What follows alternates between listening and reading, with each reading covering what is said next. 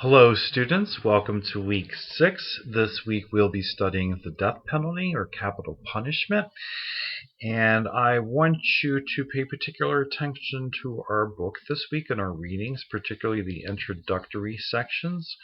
On page 153, in the section entitled "The Philosophers on the Death Penalty," I want you to see exactly how Boss outlines some of the arguments from John Locke, particularly in Immanuel Kant, with regard to the permissibility of capital punishment as a form of punishment for severe crimes such as murder.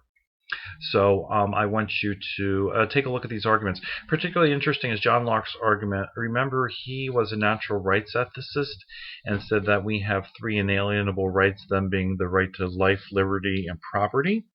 How he says in his argument supporting, sorry about the disruption, that was my dog, with regard to the permissibility of capital punishment as a punishment, it does not go against these natural rights, but he talks about the idea of we forfeit our right if we commit murder. We forfeit our right to life.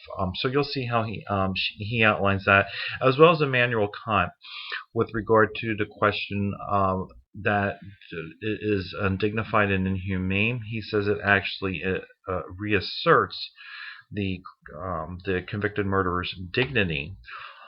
That we offer capital punishment as a possible punishment for a crime. It reinforces his dignity, or their dignity. So take a look at those arguments, as well as some utilitarian arguments, how she discusses Bentham's opposition to the death penalty, and with regard to punishment more broadly.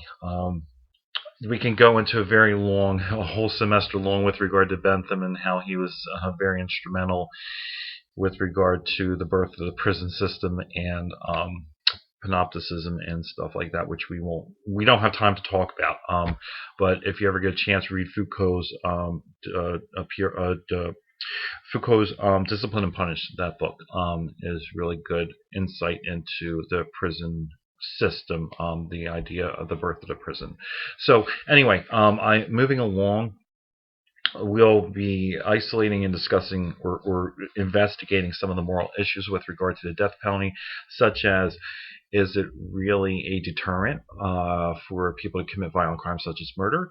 Are there other ways in which we can incapacitate people, or is this the best and most efficient, most morally acceptable way to incapacitate someone? The idea of retributive justice. Remember in chapter 1 we talked about the 2 forms of justice, one of them being retributive. We'll just learn this one principle called lex talionis, which basically is the principle that underlies, or the law that underlies, the reciprocity of punishment in terms of the severity of the crime.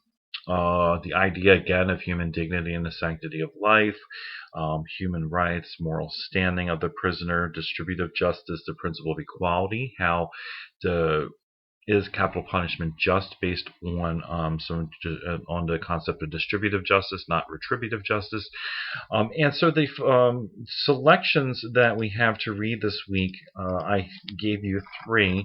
The first one is Hugo Adam Bedeau, who is a philosopher, a scholar who has written extensively on the immorality of capital punishment and executions, and he actually argues against John Locke's and Immanuel Kant's arguments in favor of the death penalty. And you'll see exactly how he does it. It's very interesting, so I want you to comment on those. And also, with regard to, he also goes into the principle of retributive justice, or lex talionis, and he explains that using a quote from another French philosopher, Albert Camus, from whom he has an excerpt in there, which I thought was very interesting. So I want you to maybe consider that quote and your answer on that question.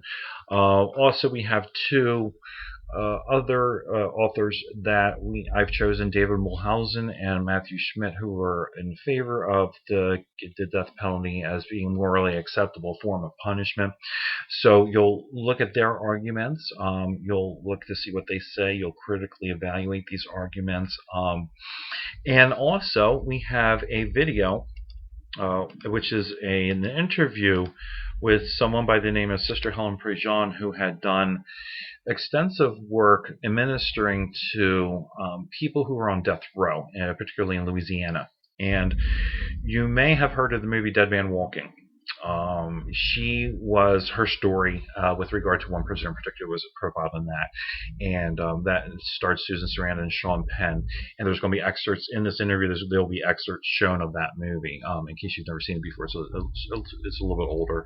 But Sister Helen Prejean also wrote an article that's in this chapter, which we're not going to read because basically much of what she says in this video outlines some of her moral arguments against the death penalty in the video and the article are the same.